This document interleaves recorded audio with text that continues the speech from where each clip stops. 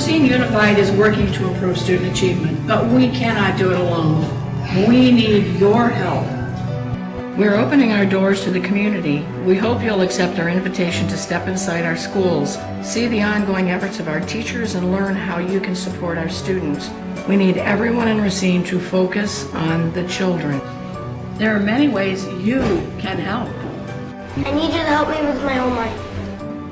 I need you to volunteer at my school. I need you to tutor me in math. I need you to visit my school. I need you to encourage me to achieve my goals, so that I can be a successful contributor to the community. I need your business to offer me an opportunity to learn through an apprenticeship. I need you to learn more about the great things happening at my school.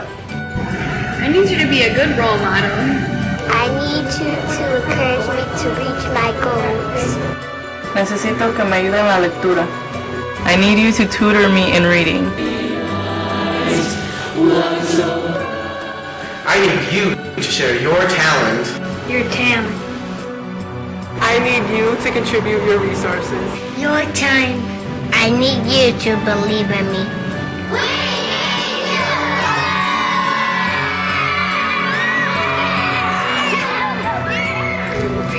Our doors are open. We hope you step through.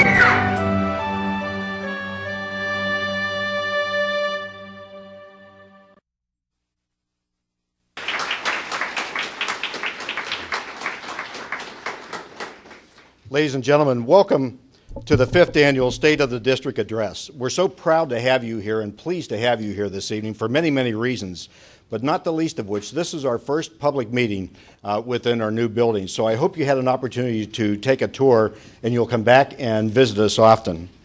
The video we just showed describes the theme for this evening, Focus on Children.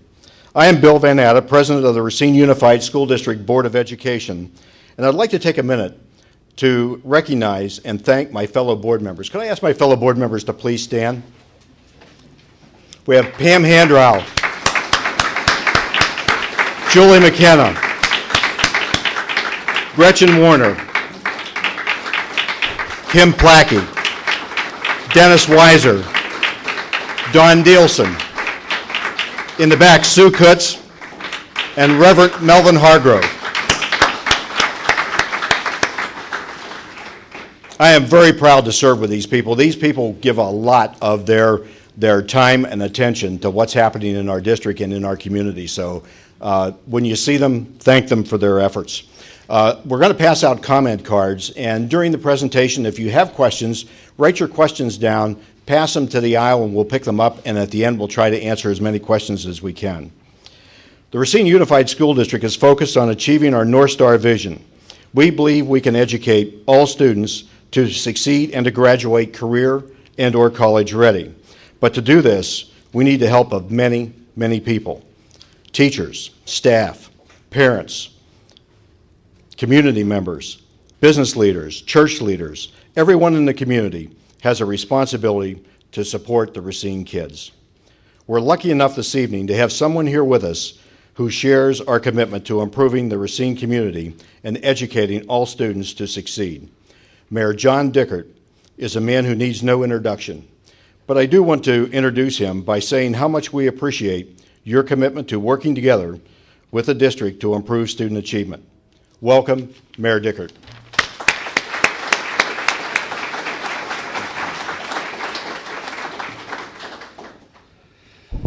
I don't know, I always think I need introduction. Half the time you never know if people know you or not, and just about when you think they do know you is when they go, and are you the sales guy? And I say, no, I'm the mayor, and they're like, really? Okay. That's bright. Now, if we were in my kids' class, we'd be doing this. But first of all, I want to thank you for being here. I wish really that this room was packed with 10,000 people. If you think about it, my wife, I'm just going to get out of the way right now, my wife is a teacher, so trust me, whatever you're thinking, I know. But 22% of the parents attend parent-teacher conferences. Not all of them, but one of them. So I'm glad you're here, and I hope that everybody gets to watch this on a YouTube somewhere. Actually, not me, just watch Ann and Dr. Lang and everybody else, but that you become part of this. Because when you think about it, when people say, what is Racine all about? And I always say we're the biggest small town in America, and we're family. And people kind of blow that off a little bit. They say, well, what do you mean by that you're family? And I said, we're family. Everybody knows everybody, and if you don't know somebody, you just got to wait a couple seconds longer, and you're going to meet somebody that you know that knows somebody else. And that's what this city is all about. We're one big family. But there comes responsibilities with family. You know what it's like. No family's perfect. You go in the family, you go in the house, everybody fights, you throw food at each other, you come back out, everybody hugs and kisses, and you go on to the birthday party. And that's the way it is in every family. That's the way it is in every town. We have our disagreements.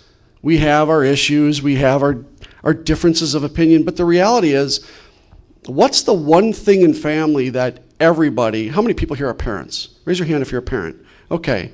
What's the one thing that you know is that if your kid walks out in front of a car, you're going to jump out in front of that car first, and you're going to throw that kid out of the way, and you're going to take the hit. That's what parents do. That's what family does. So if we're willing to jump out in front of a car for our kid, what are we willing to do for our children? And really that's what, when people get to me, why are you so passionate about this? Why are you so committed to this? I'm thinking to myself, why wouldn't you be? Why wouldn't you be committed to your children? Because it's not just my children. I have the honor of serving all of the children. So when we look at this issue, it's not just how are we focusing on the children. It's not just our children. It's all of them. They make up our society. They make up our community. They make up our family, which is our city. So should we be committed? Yeah. I was honored that Doctor asked me to speak today. I do a lot of speeches, but I thought, wow, this is kind of cool. I get to speak before the school district when, most people are like, yeah, just go do your budget stuff. But, because we are all family. So what do we do here at the City of Racine? We focus on partnerships. We focus on working together. One of the first things the doctor did was came in and met with me and said, how are we going to work together to create a better Racine? I love that. Because neither of us can do this by ourselves. Look at the school board. Look at how hard they work, how many hours they put in just to try to keep up, just to try to put out all the fires. No one can do this by themselves, and if anybody says they can, they're lying. This is a family affair, and that's how we have to look at it. So what do we do in the city? We create partnerships. We're talking about some new ideas of how our community centers can get out into the neighborhood and be part of the neighborhood, not just sit there and wait for kids to come in, but to reach out to those kids. Get into the neighborhood, get our hands dirty. We look at areas where we're going to be mentoring. How do we create a mentoring program that brings everybody together? How do we read to kids? How do we get out there and help? Because when somebody comes up to me and says, Mayor, what can I do? I think after they say that, they go, uh-oh, he knows. Because I go, well, I got 17 things for you. Where do you want to start? Because that's how much work we have to do. So far, I think the total number is I've read to 49 classes so far. And I will tell you, I was down last Saturday and had the privilege of being part of the Racine Reads program that we announced on the Boulevard, Johnson Parkway Boulevard on Saturday at Party on the Pavement. My daughter and myself or my wife have already started reading through her little library of books because we committed as a family 250 books to the cause. And I've told my staff, and here's my challenge, Doctor, and all you teachers and principals and everybody else out there, I challenged my staff that I'm going to be reading to one class a week. because I want us to make the goal of reading 1 million books, because it's important.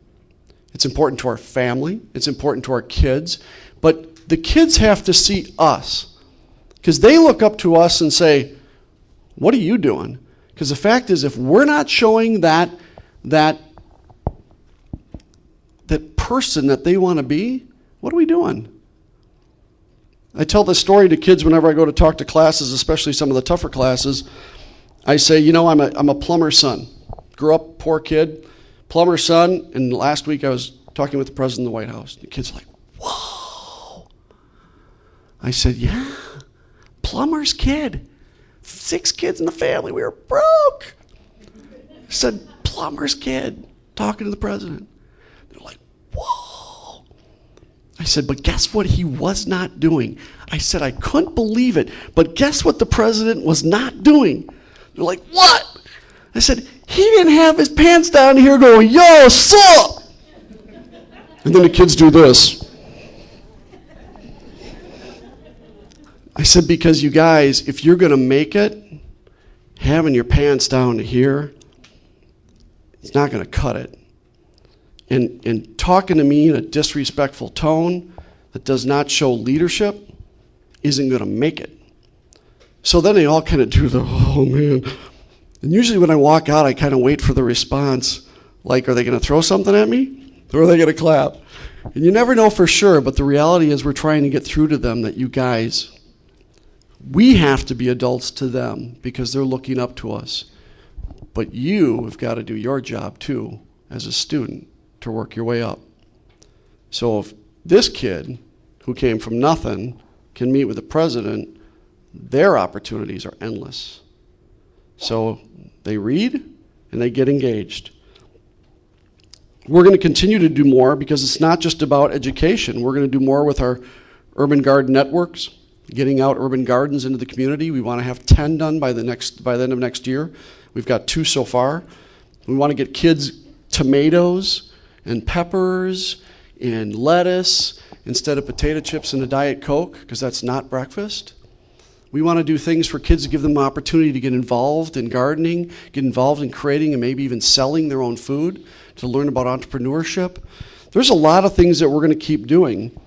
But it really comes down to, and I'm going to wrap it up with this, it really comes down to not just our responsibility, but everyone's responsibility if we're going to focus on children. And it's not, and I know, you know, I told some of you guys earlier, don't throw anything at me because this isn't the most popular thing to say. But for all you parents listening out there, it's your responsibility too. If you're not spending a little time to read to your kids every night, or you're not making sure they're doing their homework, or you're not making sure that they're prepared for school, I'm going to be the first one to tell you, get to it. Because it's a shared responsibility. You can't count on your kids to do everything. But you also have to show them the responsibility.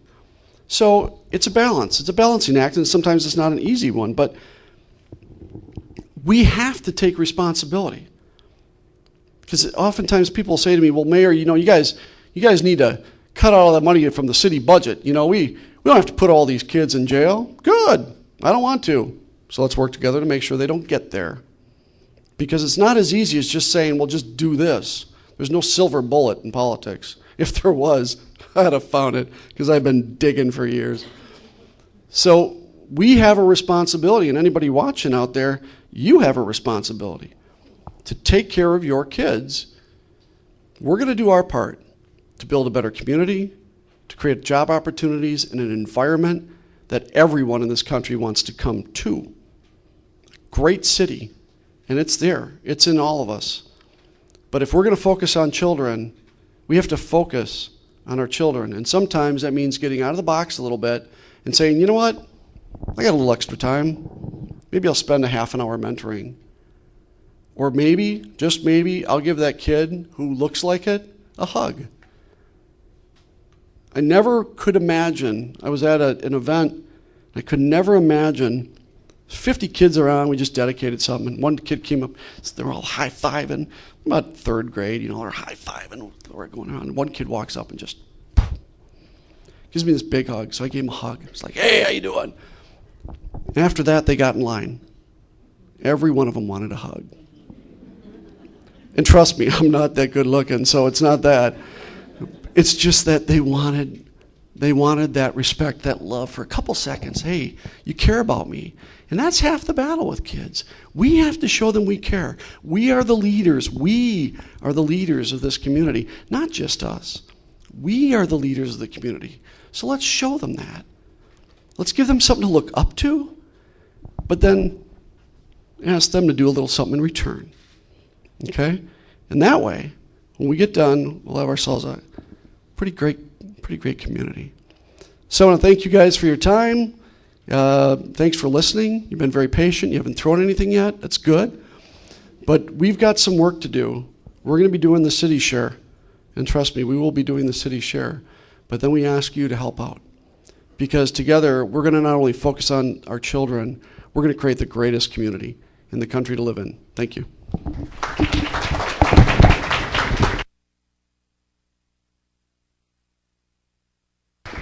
Thank you, Mayor Dickert. Just a note of clarification. Mayor Dickert said last week he was speaking to the president. That was not me he was talking to. It gives me great pleasure to introduce our interim superintendent, Dr. Ann Lang. Dr. Lang.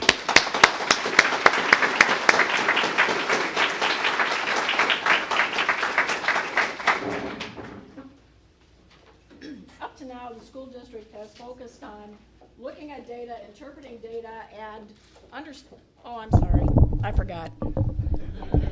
Up to now, we've been looking at data, interpreting data, and figuring out how that fits with what we do with kids in the classroom. And now we have to focus on some other things. We have to stay the course. We have set the course, and we have to stay the course by following the trajectory to the North Star, which indicates that we will prepare all students to be college and/or career ready by the time they leave high school. I forgot this.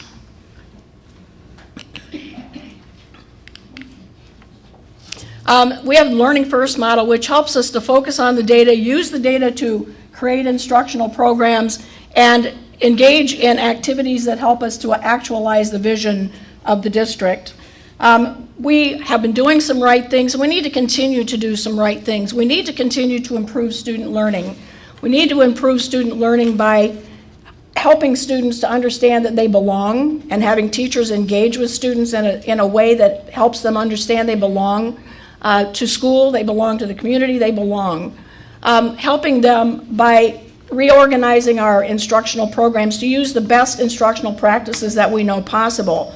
Some of those instructional practices are using project-based learning or using personalized learning. We also need to improve and build staff capacity. And we can do that through professional development by helping teachers understand the instructional model that we're going to be following, help them understand how to differentiate instruction to meet the needs of a wide range of students. Manage and align our resources so that we focus on the needs within our buildings, that we focus on students and we focus on staff and put the resources that they need in place so that they can do the best job possible with their kids. Engage students, parents, and community. We can engage all of those people, and you heard Mayor Dickert talk about it's everybody's responsibility to be engaged in helping students to learn. So we have to work with students and help them understand they have responsibility for learning, help parents understand they have responsibilities for helping their children get to school and helping them do homework, giving them a place to do homework. We also have to involve the community. I've said a number of times to people that we as a district have always expected people to come to us to offer services, but we have to reach out also. It has to be a two-way street. It can't continue to be a one-way street. Our North Star vision and data for student learning help us to understand that the North Star vision is that all students graduate college, career in college and/or college ready, which I said earlier. The North Star provides a pathway for preschool to high school. At the early childhood level, at the end of kindergarten, we would anticipate we would have children prepared to be able to read at the first grade level. When kids get to high school, we expect more kids to be able to take the ACT and more kids to be able to be involved in AP classes. Today there was an article about 34 of our students took the AP tests and did very well on those and are now considered AP scholars. The North Star measures progress along the pathway with 9 benchmarks. And those 9 benchmarks focus on reading, language arts, writing, and math. The scorecard that we've developed helps us to focus on 10 measurements to measure the achievement of those benchmarks and how well we're doing. The scorecard also provides measurements for staff capacity, managing resources, and student and community engagement. The recommendations that we have to help us improve student achievement are to continue excellent progress in writing achievement. And in a few minutes, I'll talk to you about some of the successes that we've had. I keep telling everybody that we need to accentuate the positive. We need to look at what we're doing right and elaborate on what we're doing right. We need to improve literacy in mathematics, instruction and achievement at all levels. We have some successes in reading and reading, language arts, and math, but we need to improve in all schools. We need to improve student achievement in those areas. Improve student engagement and career education at the secondary level. Student engagement can be improved when teachers and staff at schools develop working relationships to kids, again, to develop that sense of belonging. Students do better when they have a sense of belonging. If they feel they don't belong, they do not do well. Career education, we're looking at creating more partnerships with business to help our students and helping some of our students who have deficient skills in reading and math learn those better, possibly through virtual school. Again, improving what we're doing with career opportunities for students.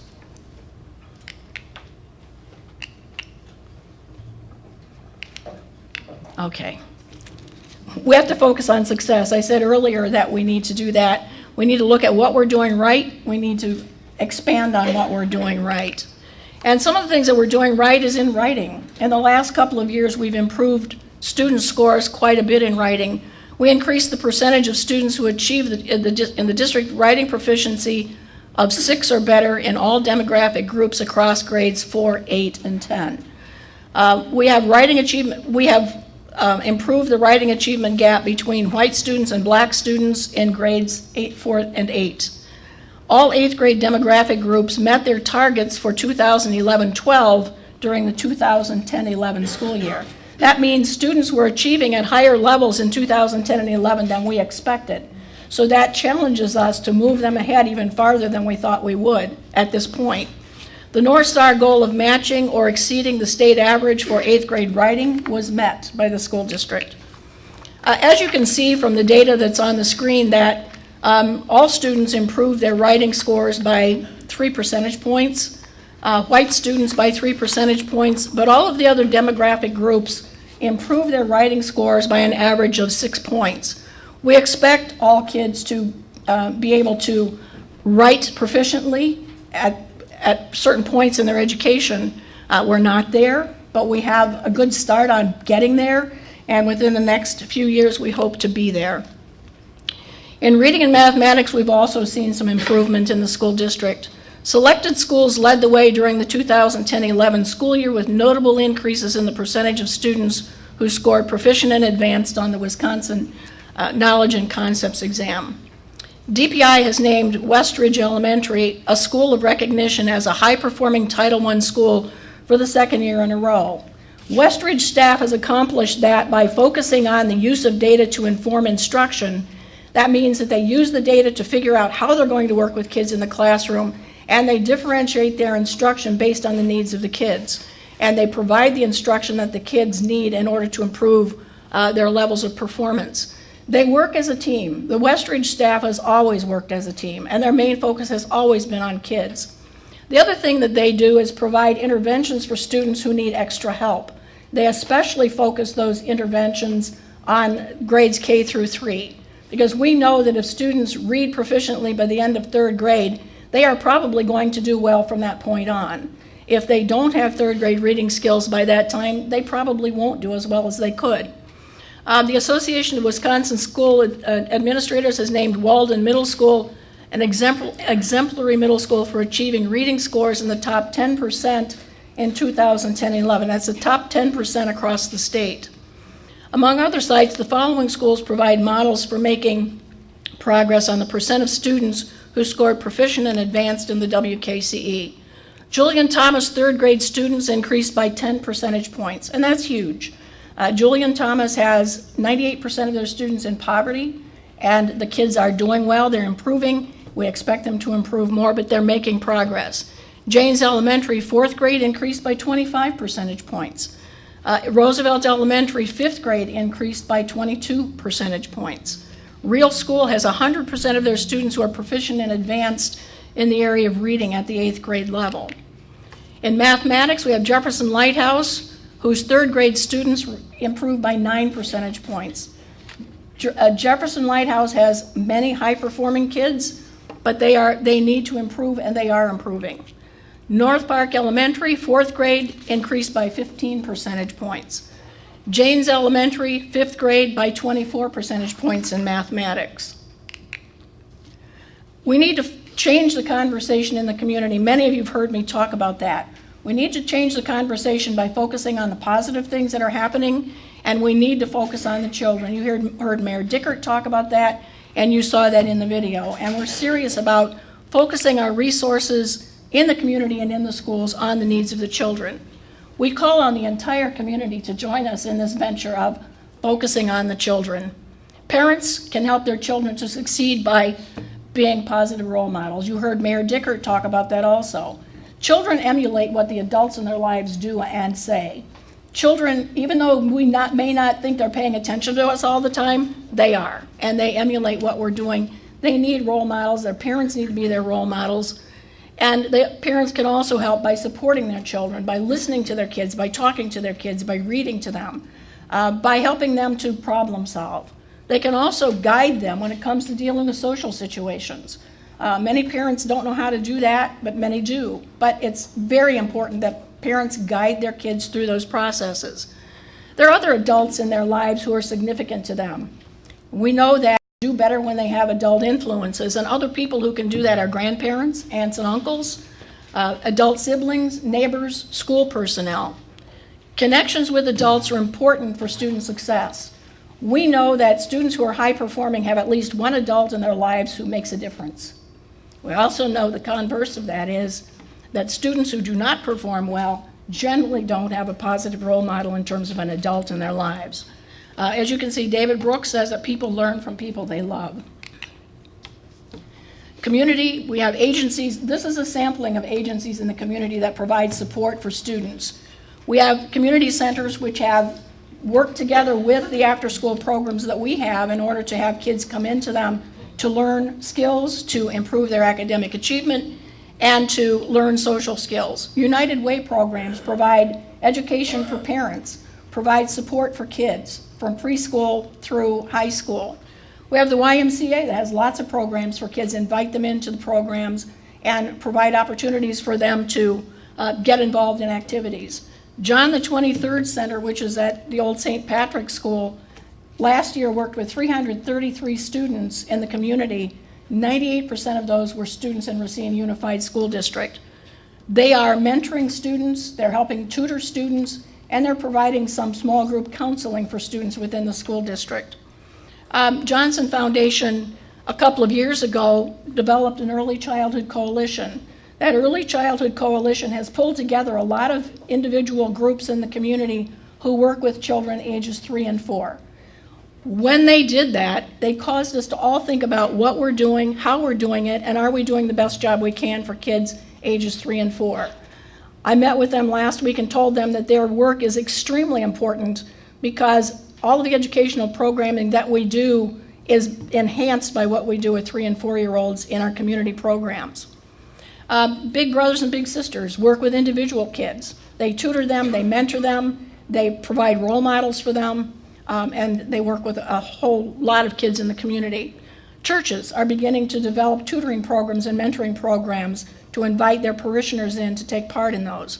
Extended day programs with the school district. Again, I said earlier that the community centers have partnered with us to deliver some of those services in the community centers. And I look forward to working with Mayor Dickert to help develop more of those kinds of relationships between the district and the city and the community. The Volunteer Center on Washington Avenue trains volunteers to work in these programs and other programs to help support kids, tutor kids, mentor kids, and provide guidance for kids. It's the job of every one of us to help parents and students make connections to programs that can help them to be more successful in school and in life. If we are going to prosper as a community, educating every child to succeed is a must, not a choice. We go where the vision is, and our vision, as you heard, is the North Star. But we also have a vision that all of us will join together to focus on the children in the community. Thank you.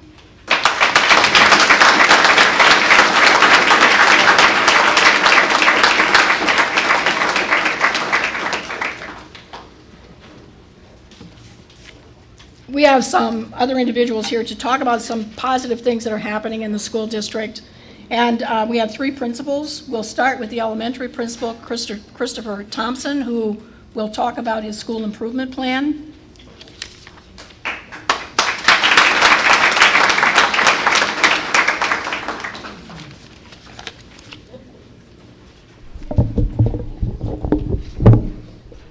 Thank you, Dr. Lane. At Westridge, we are on the path towards the North Star. Our vision at Westridge is that we are a community of lifelong learners, and we believe in the student's potential to develop into a productive, well-rounded, and caring citizen. To accomplish this vision, we scaffold our children up rather than relaxing our academic and behavioral expectations. Our relationships with the students, the parents, and the community foster respect and build greater responsibility for all stakeholders. Tonight, Dr. Lang asked me to focus on our school improvement plan and how is it unique and how is it working for our schools. I'd like to describe a few aspects of this plan and what are the attributes that have fostered the success for the students.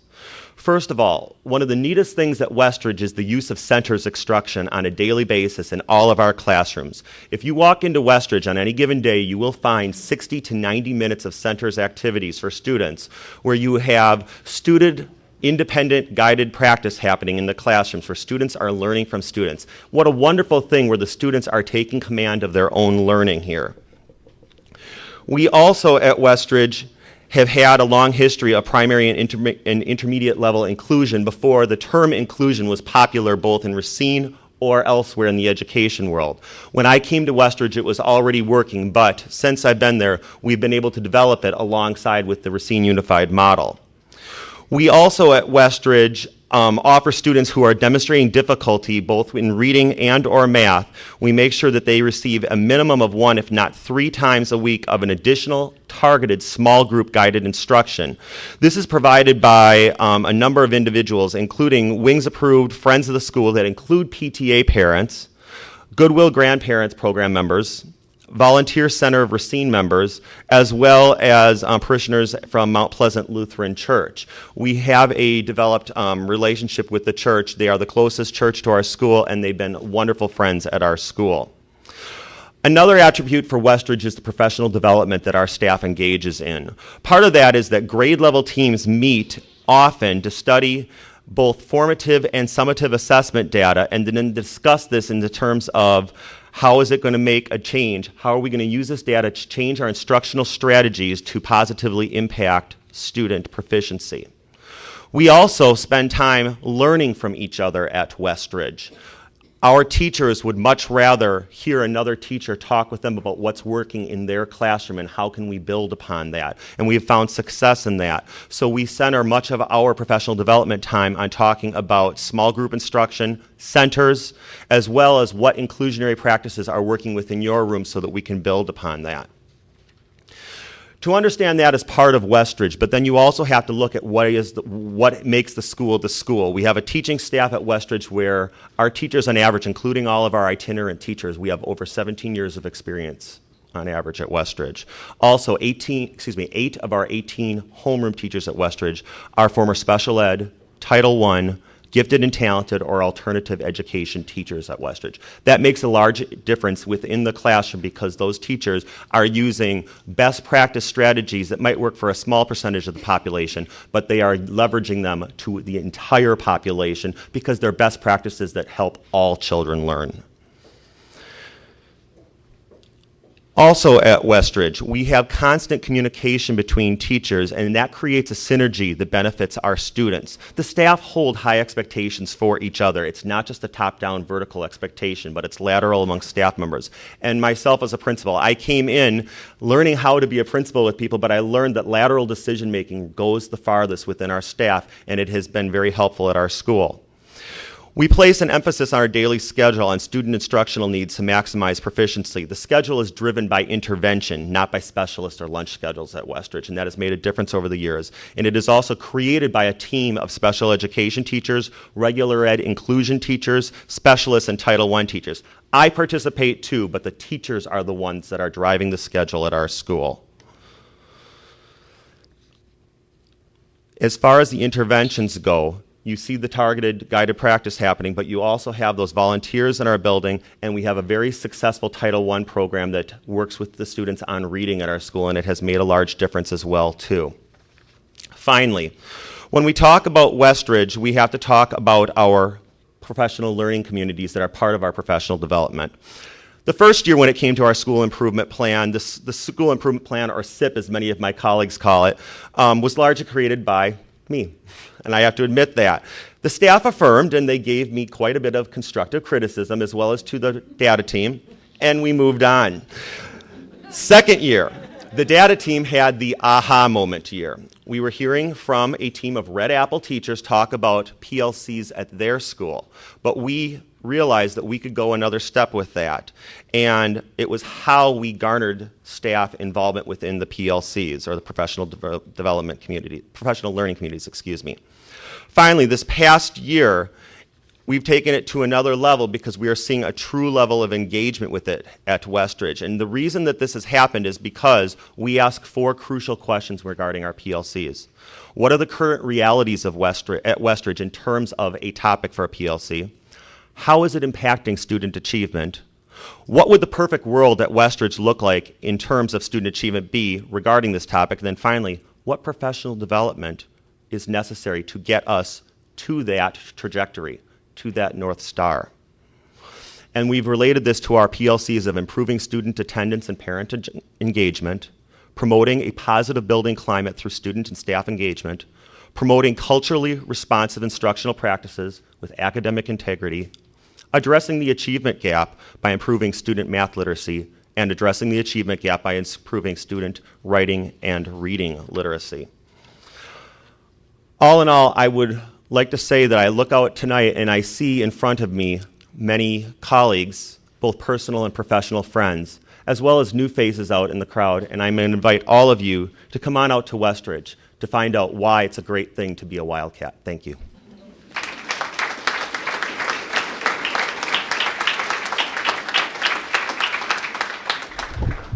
Thank you, Mr. Thompson. Our next speaker is from Gilmore Middle School, and that's Mr. Kevin Brown. He'll be talking about his school improvement plan.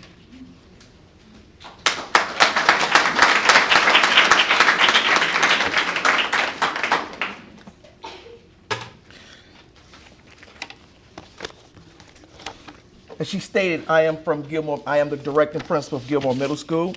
And before I begin, I will give my visions, or we will give the vision statement. But before I begin, I would like to ask the faculty and staff of Gilmore Middle School to stand, please, and be acknowledged.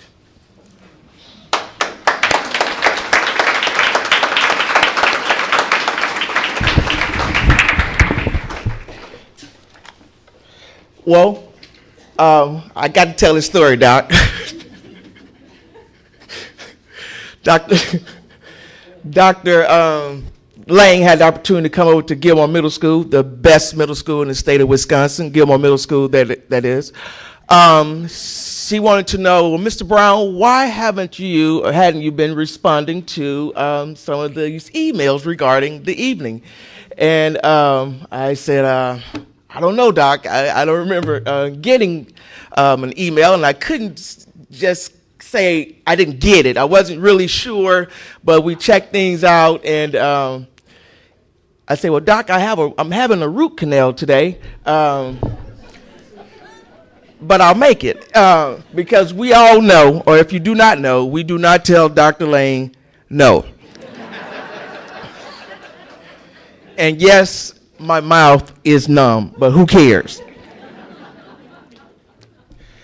Gilmore Middle School vision statement. Gilmore Middle School Exceptional Community is committed to meeting every student where they are with hope of preparing them to become productive citizens who are able to compete and function on a global platform. We are determined to prepare all students both to become productive citizens, I said all that, huh? Both socially and academically, despite their gender, ethnicity, family dynamics, or socioeconomic status. In other words, despite where you come from, 2 plus 2 still equals 4. And I too was asked to come out here and talk about our school improvement plan. And I'm going to briefly talk about how we established our school improvement plan. It was not just administration, but it was a collaborative effort. And when I say collaborative, this means we had faculty, staff, we also had administration, we had teachers, we had EAs, we had engineers to come to the table, and we discussed and came together with what we wanted to do. Now, the school improvement plan is an ongoing process. It is a living document. It is always up for changes, and it's always up for debate, but that's how our school improvement plan developed. It was a collaborative effort.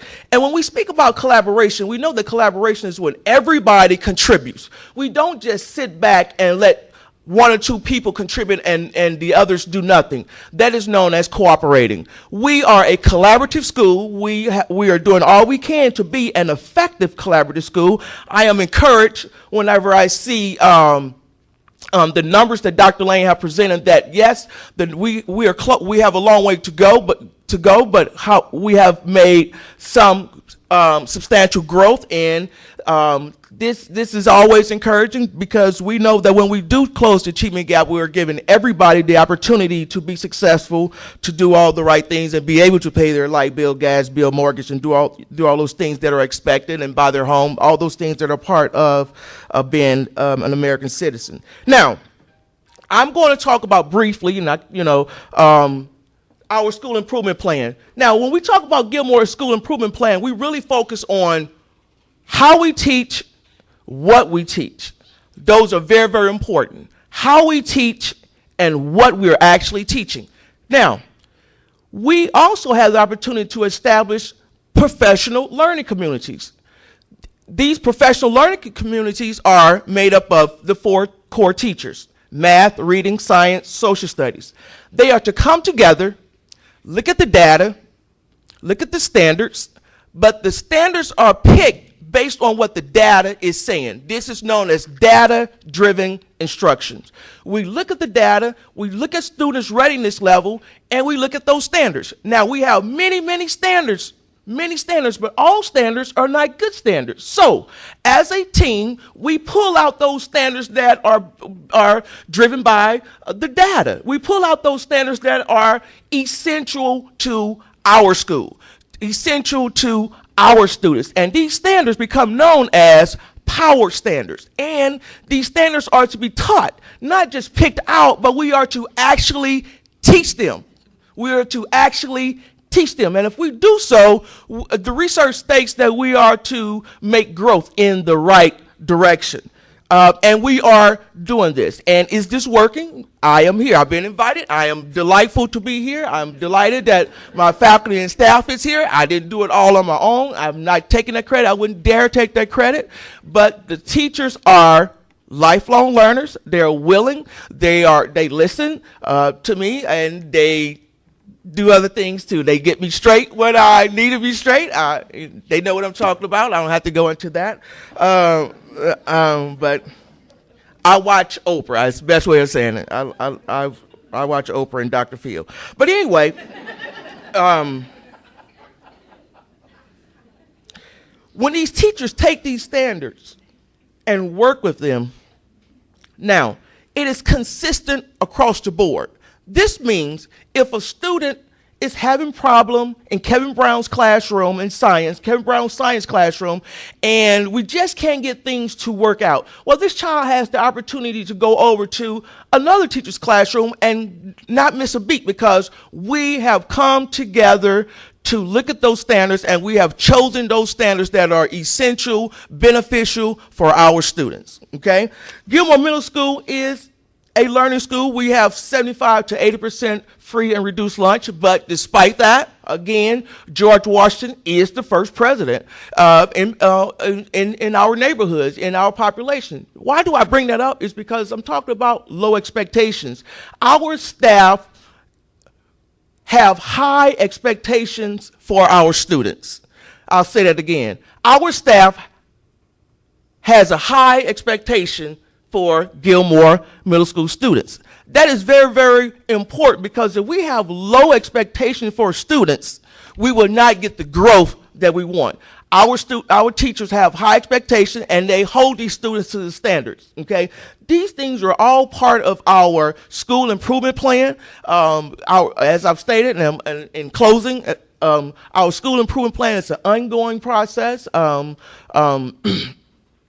And we are always open to new innovative things. As a matter of fact, Lyda Schoolhouse is no longer part of Gilmore Middle School. And what we are deciding to do in Lyda Schoolhouse is make it open to parents. It will become a parent center where we're going to have computers and laptops and things where parents can come and look for jobs, places where parents can come and help tutor students and help with the newsletter and do all kinds of things that we would like for parents to do. And we would like for parents to be in the school, because it's not just a cliche, as I always say, that parent involvement really increases student achievement. Thank you for this opportunity, for sharing what we do at Gilmore Middle School.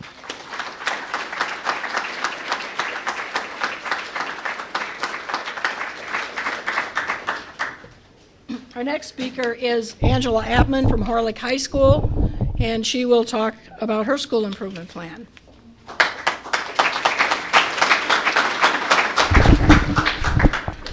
Good evening, and I am honored to be here to speak to you about Horlick High School. I have a commitment to Horlick because I'm a Horlick grad, and I am homegrown in Racine. I attended Jersted Agerholm Elementary, and when I went to school, it was Jersted Agerholm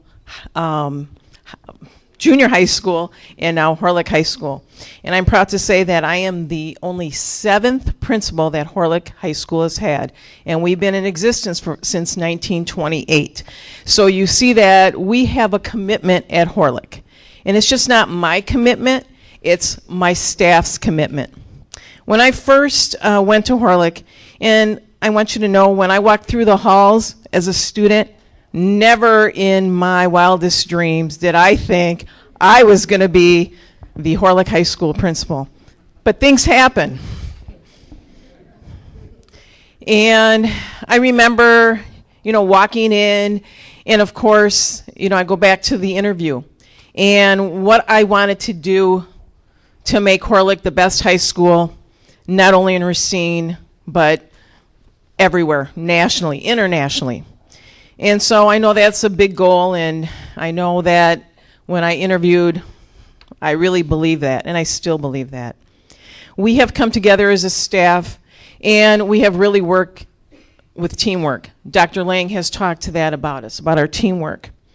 And I'll tell you, it's not always easy being the directing principal and sitting back and having other leaders grow within your building. And it's like, but that's what it's about. It's building capacity within the staff, within my own sub-school principals, within my teachers, within my custodians, within my lunch ladies, to want to be leaders and want to lead the charge. We, out of the school improvement plans, we have been able to, have the data teams. We've been lucky enough to have a building leadership team, and it was a partnership with UW-Madison, and we were lucky enough to have Carolyn Kelly work with us, a professor. We have students, staff, and a parent summit that is just unique to Horlick. I know the district has a student summit for high school students, but we have taken that and brought that to Horlick so they have a voice in what happens as part of their education. We are trying to align to the district goals, and the district goal is to graduate our students career and college ready. And we feel that's important. We feel that it's important that when our freshmen come in, they are retained in, that they don't leave, that they don't drop out. And, you know, we have fifth-year seniors, we have sixth-year seniors, but we want our students to graduate in 4. And so part of that we realized, and one of our goals is about our freshman transition. We knew we weren't doing right by our freshmen because in the year 2009-2010, at the end of that school year, we calculated that 49% of our freshmen had 1 or more Fs. So you know what? We weren't doing our jobs. So we thought, how can we do a better job for them? So we started talking amongst the data team and our building leadership team. We talked with, you know, our partners, and we have community partners. Jostens is a big community partner with us. And we were trying to figure out what we could do, what could we do different? And we knew it was about relationships with our students. And so we, through our school improvement plan, created a freshman cohort. And we took a demographic sampling of all of our students, and we have about 130 students in our freshman cohort. And those students have 4 core teachers who have a common planning time, who also can provide study skills for our students. And so we thought, you know, we're going to start small, and we're going to build these relationships. But then we also decided, you know, we're going to extend our homeroom time. So all of our teachers have that opportunity to form relationships with their students. And I know it's once a week, but that's a start. And we do activities to get to know our students, to get to know that we value them. Because if they're not graduating and they're not able to get a job once they graduate or go to college, then we haven't done our job. And we can't do it alone because we do depend on the staff from pre-K on up. We have to work together and we have to align what we do. But we've been fortunate.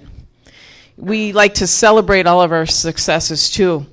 At our Institute Day, we celebrated the 30-year plus educators in our school alone. We had 15. I am one of those 30 plus educators. And I wear my medallion proudly, and that's what we gave to the other ones. At our homecoming assembly, we celebrated the first-year educators right out of college and brought them down at our homecoming assembly. It was quite an experience. And then I want to share a story. You know, if you remember back to your homecoming, you know, it's a crazy week. We have dress-up days. We have our assemblies, the pep rallies. You know, we're announcing the homecoming court. Well, we were in our assembly on Friday, and assembly days, you know, it's a change in schedule, so everybody's hyped up anyway, and, you know, we wanted to win one game finally. You know, so we were all excited.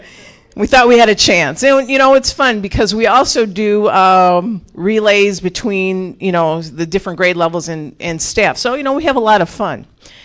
Well, we were in our assembly, and all of a sudden, one of our students had a seizure, fell back into the bleachers, had incurred some injuries, blood and other things. And I want to tell you that for 10 to 15 minutes, 2,100 students sat quietly, waited until we were done. We had a group of our freshman football players praying. And when finally it was all over, things had been cleaned up, the paramedics had come and they were taking the girl out on the stretcher. our students stood up and they gave her a standing ovation. I was so proud. The goosebumps still, as I talk about this, just were, it was unbelievable. Because you know what? That meant to me that we had done it. And it just wasn't Horlick High School. It was the parents. It was the staff. It was everybody involved, the community. And you know, I know if you drive past Horlick, I know sometimes, you know, high school kids, I understand that. I say that every day when I'm there and open the doors, but I want you to know that to me was the proudest moment as a building principal. So, you know what? There's a lot of good in our schools. And I really want to thank each and every one of you for being here tonight, for your support. And we need that support to do what we need to do to educate our students and to make sure that they have a chance. Thank you.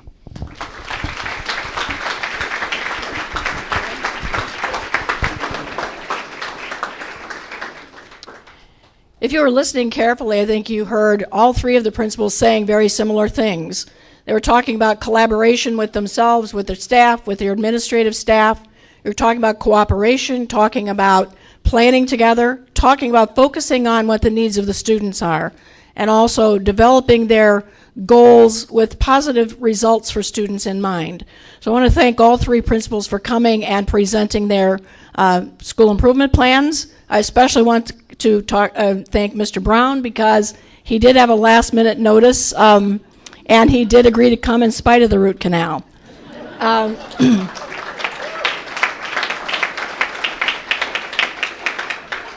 But when I talked to him today, I said, I know you're ready because you have to present to the school board on Thursday anyway, so I think you know what you need to talk about. And he did. He knew what to talk about. Last year we began a new venture, and that is a virtual school. We hired a person to direct and guide our virtual school development. And Mr. Pokop is here now to talk to you about where we started and where we've come with the development of a virtual school.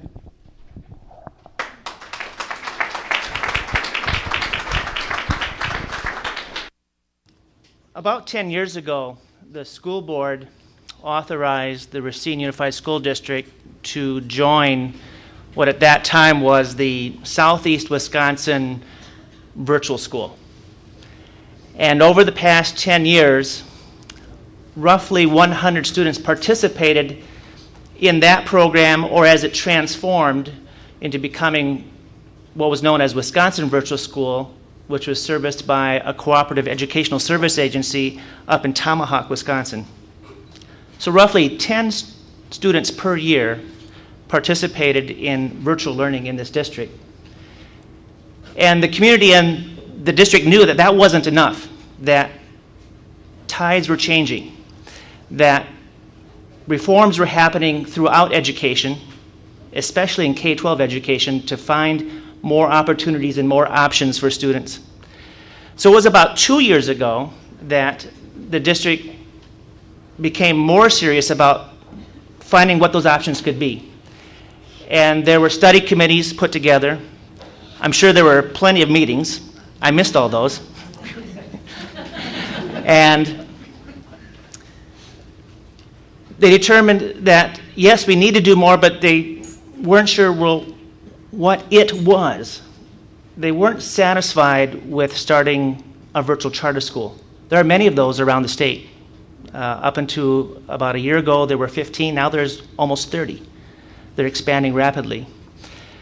But the wisdom and the instincts of this district were such that they knew that that wasn't quite it. So 9 months ago, I would say the aha moment came to our district leaders. And they realized that the charter school, as a virtual charter school, was simply a phase that districts would have, and then it would go away. And so our district looked forward 10 years and said, what will it be 10 years from now? And the model that this district selected was to have an embedded virtual option that is K-12, that is district-wide, that is not a virtual charter school, so that's a place that you go to, which is almost antithetical to the idea of being virtual, where you can be anywhere, where schools don't have walls anymore. They understood that to be a district that looks ahead is the place to be. So the model we chose for what is now called Racine Virtual Learning is an embedded model. So it is not a school, it's in every school. It's at Horlick High School. It's at McKinley Middle School. In a few years, it's going to be in Westridge Elementary School. It's going to be at every school. So with that idea that that's where we've come in 10 years, I want to say that this year, which is kind of exciting to be up here and talking about this, is that this year is a watershed year, a tipping point for this district to do things that it could only dream about in the past. Because there's been some key things that have shifted in this district that make Racine, I would say, a state leader in virtual instruction, even though we've barely got started. And I'll talk about it in a moment. How it got here was that it took 9 months of intensive planning from the day I was hired to talk with school board members, with administration, with teachers, with parents, even parents who had already left the district and gone off to other virtual schools. They got a phone call. How can you help us develop what we need here for Racine? And it's that time spent figuring out for the community to design for us what we need. That's why we were able to launch on September 1st of this school year what we call Racine Virtual Learning. Now, we had a test run during summer school where we had some students who were our first virtual students to give it a try. And so over those months, we've had well over 300 students express an interest in virtual learning. We have over 150 students who already have taken a virtual class or are taking one right now. And one of those students I'd like to mention to you, we had hoped that she could come tonight, but the very need that she had to have a virtual class, in other words, a health condition that prevented her from getting to school on a regular basis, that was going to prevent her from graduating from high school. She's a senior at Park High School this year. That very condition, I think, has kept her away this evening. But she first took a virtual class this summer, and her teacher was from a small school district over on the east side of the state, from the Kiel School District. And the teacher wasn't in Kiel, she was vacationing up in Door County. So the virtual aspect was starting to play out. What our student experienced, though, in a summer taking an English course was that she wrote back to the teachers here in the district and said, I had forgotten how much fun learning was, because her condition kept her, was always under stress and always unable to be caught up and always worrying about whether she would get to the end graduation day. And now she was reignited and excited about learning again. So much so that she's already in a second virtual class this fall and back on track to being a graduate of Park High School. So that is kind of, I'd hoped she could be here to share that story, but at least you wanted to know that this is just one of the needs that our students have throughout our district, and the needs are varied and many. How is it possible then that we can make such a rapid shift to be a state leader? Something that happened this August was invisible, probably didn't even notice it, but when the district changed from having an old infrastructure, an old network infrastructure that could not keep up with the amount of data that we tried to push through it on a given school day, such that the network could pretty much slow down and quit. We now, in August, were able to make use of a fiber optic network that runs through the streets of Racine. It's underneath the ground, we can't see it. But suddenly, we have this infrastructure that is exponentially different than what we've had before. We're now using less than 0.5% of our internet and infrastructure capacity to move data from building to building. It's like, as someone said, I'll steal their analogy, it's like if you were to drive from here to Chicago and you were the only car in all 8 lanes all the way to Chicago. I mean, that's how much room there is to grow. We can't fill up that data pipeline with everything that we could possibly think of. And so when we have that ability to use data, create data, send data, analyze data, and I'm talking about the staff, I'm talking about the students.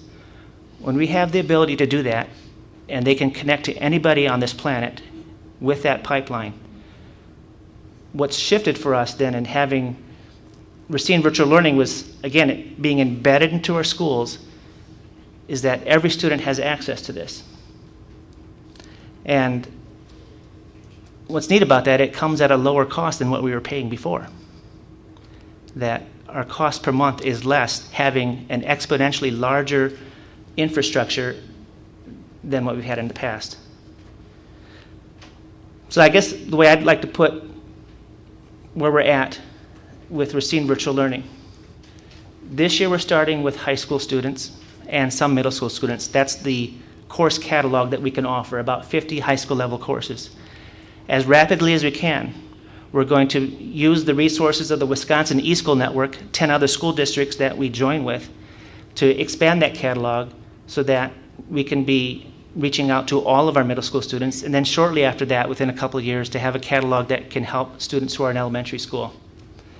But having all those resources available to us, what that means is that times have changed for Racine Unified School District as regards the virtual learning options that we have available to us here for our children.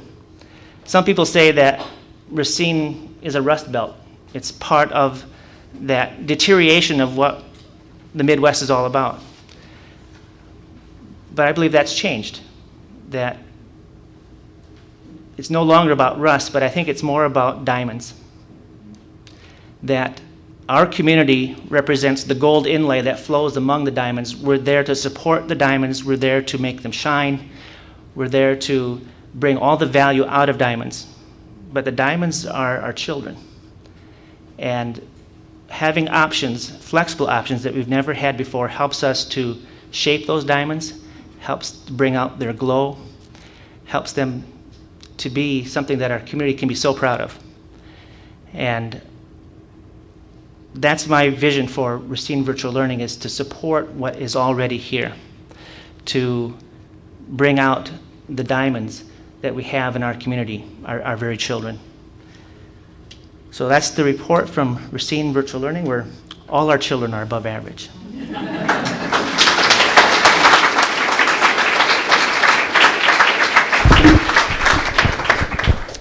We really appreciate your coming this evening to listen to what we had to say, and we hope that you walk away with a positive view of the district. That doesn't mean we don't have problems, and that doesn't mean we don't need to improve, but we have a lot of things that are happening that are right for kids.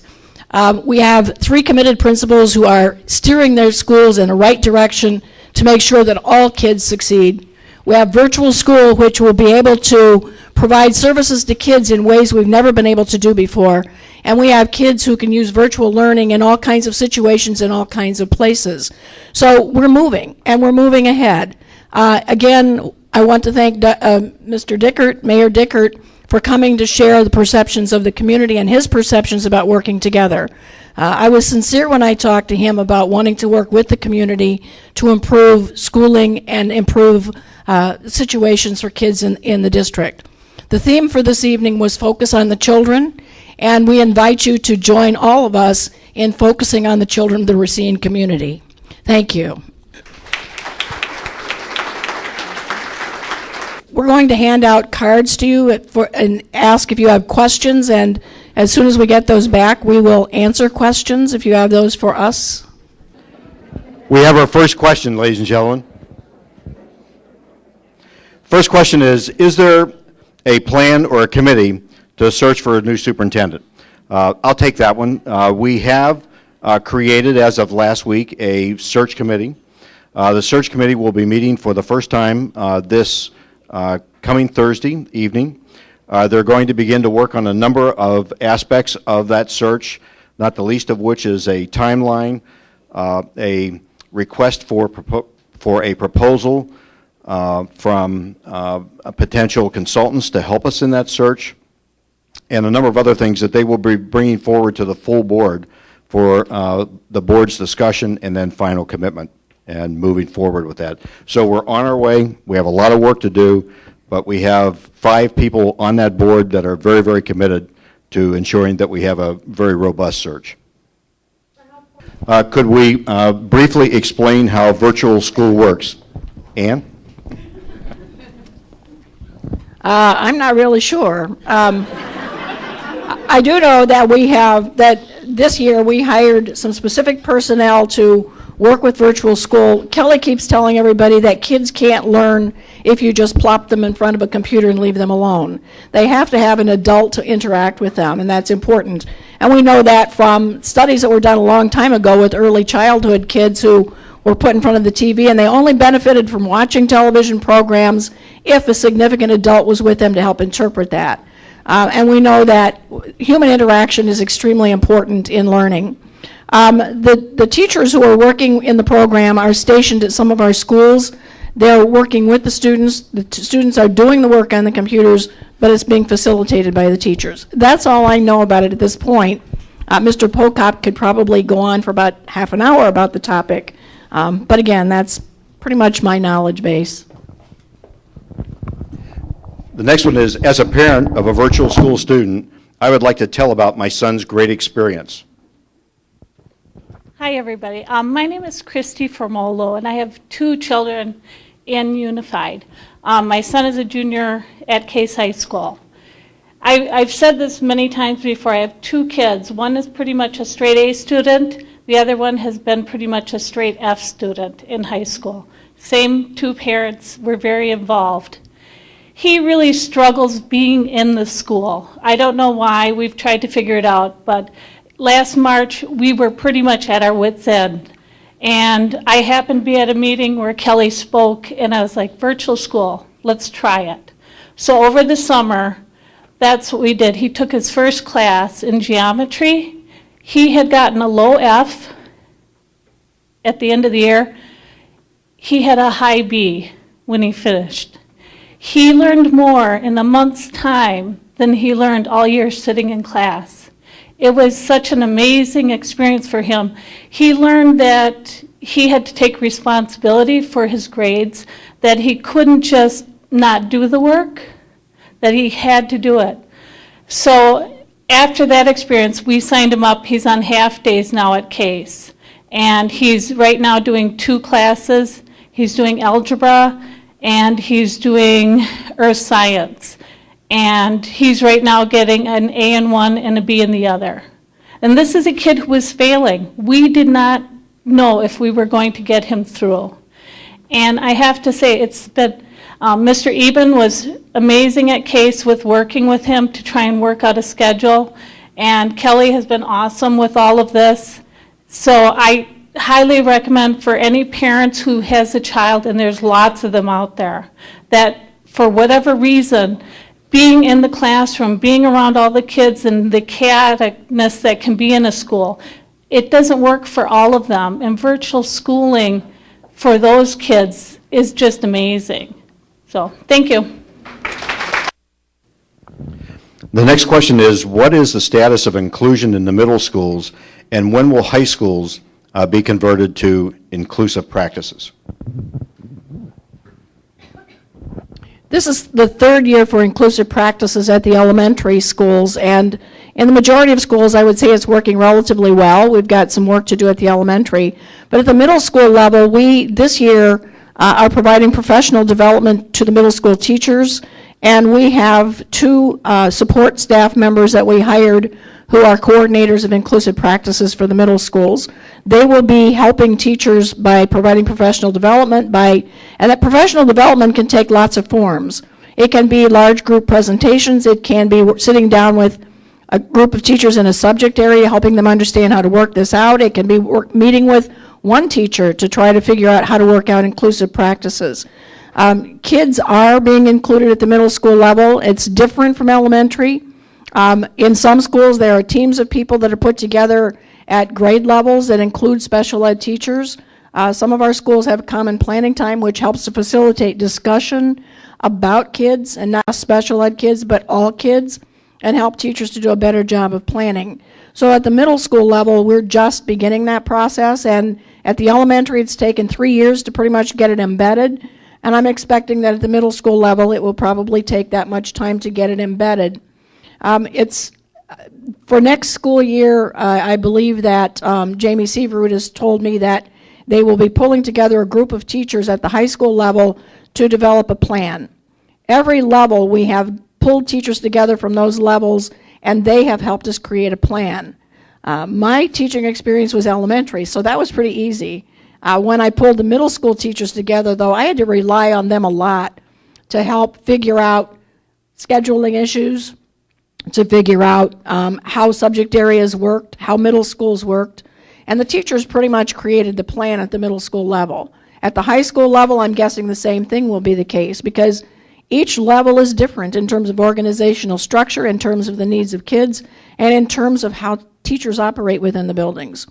So elementary is in place, middle school is beginning, and high school will have a study group next year. The next question is, what is the purpose of the Racine Virtual Classroom? How many students in Racine do you see it serving? Well, as Kelly explained, we have virtual programs in numbers of schools, and we expect to have them in all of our schools eventually. Kelly did a report to the cabinet this week, and he indicated that the requests for courses has far exceeded his expectations for the entire year during the first 6 weeks of school. Right now, he has 200 requests for virtual courses. And we're talking about courses, not whole programs for kids. Some kids are taking regular classes along with regular classes in a classroom with a teacher, along with virtual classes. So anyway, he has 200 requests. He's expecting very quickly to have 300 requests for courses. We're looking at how we can do that and how we can fund that and how we can expand that during this year. We have to keep moving forward. We can't slow it down because it's advantageous for kids to have this option. And there's a wide range of kids who need this option. There are kids who've been expelled who need the option. There are kids like the one that the parent just talked about who had some difficulty attending school and needed some motivation and needed a different kind of instruction. We have some other kids who want to take college-level courses that we can give them through virtual school. So again, there's a wide range of reasons why kids would take virtual school, but eventually it will be in every school and not just a classroom. How do the vouchers affect RUSD this year and next and next? Here you go, Dave. The indication that we received from the third Friday counts, talking to DPI, is that there were 210 vouchers issued. So not all 250 were used. However, DPI is allowing schools to pick up those 40 for the second semester. We don't know what's going to happen in the future. One of the things that we've asked DPI to provide us was detail of where those students came from. In other words, how many of them were already RUSD students? How many of them were already private or parochial school students who took advantage of the state paying for their tuition? DPI has not been forthcoming with that yet. It seems like after they get all of the third Friday counts figured out from all the different districts, and that they'll work with us to try to get us that information.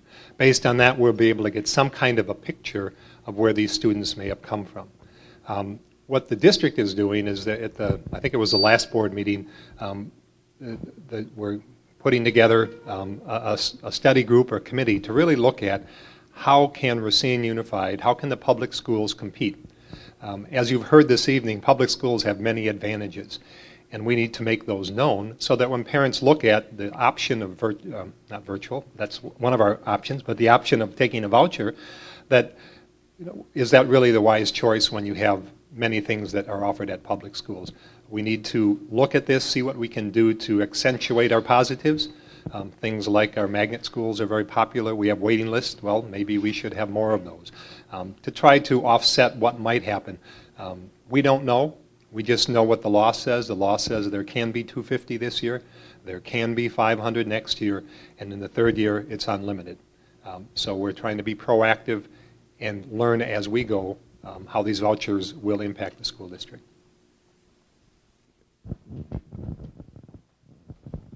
Ladies and gentlemen, I'd like to thank you for coming this evening. That shows your commitment to RUSD, to the kids in RUSD.